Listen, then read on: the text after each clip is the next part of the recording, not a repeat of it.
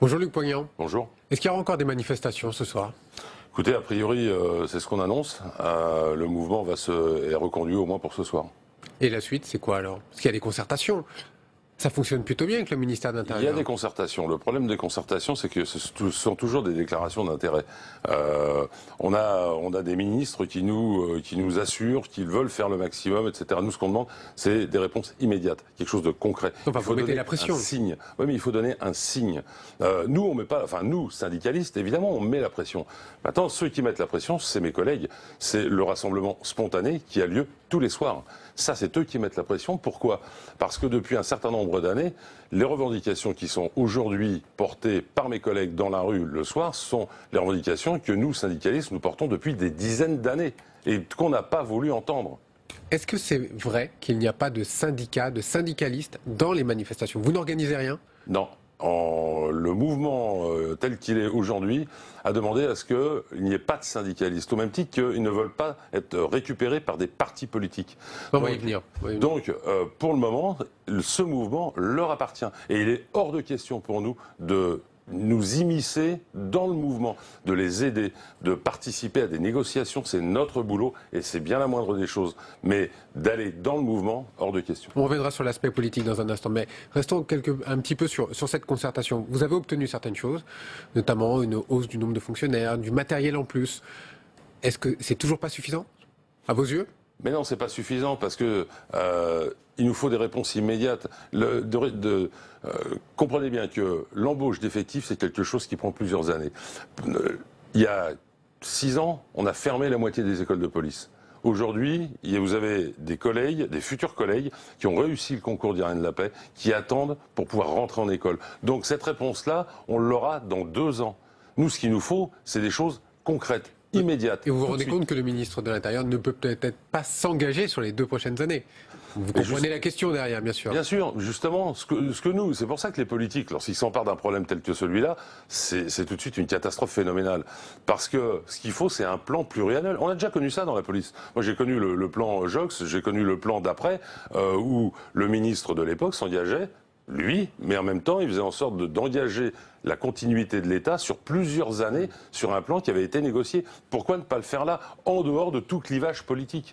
En dehors de tout clivage politique, vous avez vu ce qui se passe aujourd'hui. Passe d'armes entre Bernard Cazeneuve et Nicolas Sarkozy par médias interposés.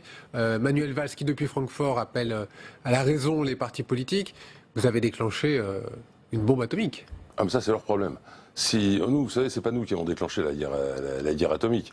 C'est que si les ministres successifs, pas depuis 2012, depuis bien longtemps avant, avaient écouté les revendications syndicales que nous portions, on n'en serait pas arrivé là. À force de ne pas écouter et de dire les syndicats noircissent le tableau, on en arrive à des situations où les collègues prennent le dessus. Et ils ont raison.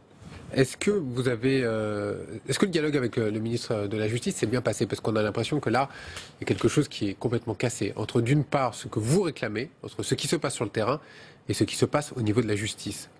J'ai l'impression de 2 mondes complètement différents. Mais c'est effectivement c'est un peu l'approche que l'on a. La justice semble être un peu déconnectée. Et encore, je ne tape pas sur la justice parce qu'ils sont dans un état qui est encore peut-être pire que le nôtre. Au niveau ministère, le ministère est complètement appauvri.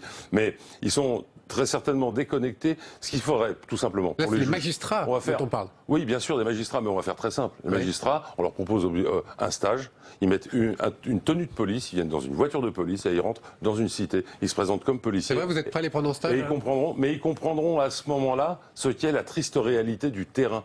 Parce qu'il y a celui qui juge, et après tout c'est leur boulot et je ne le critique pas, je dis simplement c'est qu'à un moment, pour relier le lien, pour recréer ce lien, il faut absolument que la police travaille avec la justice et réciproquement. On entendait Malek Bouti, député socialiste, tout à l'heure dans le reportage. Il faut une offensive anti-racaille dans les quartiers. Est-ce que vous êtes d'accord? Ça fait partie de nos demandes. Alors moi je ne le dirais pas comme ça, mais on demande des offensives. Moi ça mérite d'être clair. Oui, exactement, mais il y a des zones qui sont très difficiles. Nous, ce qu'on demande, par exemple, vous voyez, une mesure concrète et immédiate, c'est de réinvestir ces zones difficiles, mais en vous les faisant appelez zones difficiles ou zones de non-droit? Une zone de non-droit, ça n'existe pas. Une zone de non-droit, c'est un endroit où un fonctionnaire de police ne rentre pas. Est-ce qu'il y en a aujourd'hui, les fonctionnaires de police rentrent partout, mais par contre, ils ne peuvent pas exercer leur métier. C'est aussi pour ça qu'ils sont dans la rue. Ils veulent le retour de la police de proximité? Police de proximité, c'est une expression qui devient politique. Nous, on préfère parler de police du quotidien. C'est-à-dire qu'en fait, pour retrouver cette police du quotidien, pour retrouver ce que tout le monde appelle la police de proximité, il faudrait vraiment des effectifs. Et comme on parlait de politique tout à l'heure, il y a eu la réponse de Nicolas Sarkozy un peu plus tôt dans la matinée, un rétablissement des tribunaux correctionnels pour mineurs et rétablissement des peines planchées. Est-ce que vous êtes d'accord avec ça? Écoutez, si on regarde les statistiques, les peines planchées, ça n'a jamais fonctionné. Donc on peut rétablir tout ce qu'on veut. L'essentiel, c'est que ça fonctionne. Rétablir une mesure qui n'a pas fonctionné, c'est inutile. Maintenant, je veux juste rappeler une petite chose, c'est que si les politiques commencent à s'emparer du problème, et je le disais au début... C'est le cas, vous l'avez vu. Oui, mais là, c'est fini. À partir de là, on va être totalement enlisé. Ce qu'il faut, c'est un consensus. Mes collègues qui sont dehors ne veulent pas être récupérés par les politiques, parce qu'ils voient très bien comment ça va se passer, et surtout que nous sommes dans une période très particulière. Mais franchement, un consensus... Est-ce que vous avez vu la patte du Front National dans les manifestations ou pas? Dixit, Jean-Christophe Cambadélis. Mais je vais vous répondre très... Alors là-dessus, je vais vous répondre très simplement ce que j'en pense. Que les politiques, encore une fois, nous foutent la paix et ne se mêlent pas de ça. On a des collègues qui sont dehors parce qu'on en a un des nôtres qui a failli mourir brûlé. Que les politiques s'en mêlent pas, en tout cas pas avec des déclarations comme ça. Merci beaucoup, Luc Poignant, d'avoir répondu à nos questions.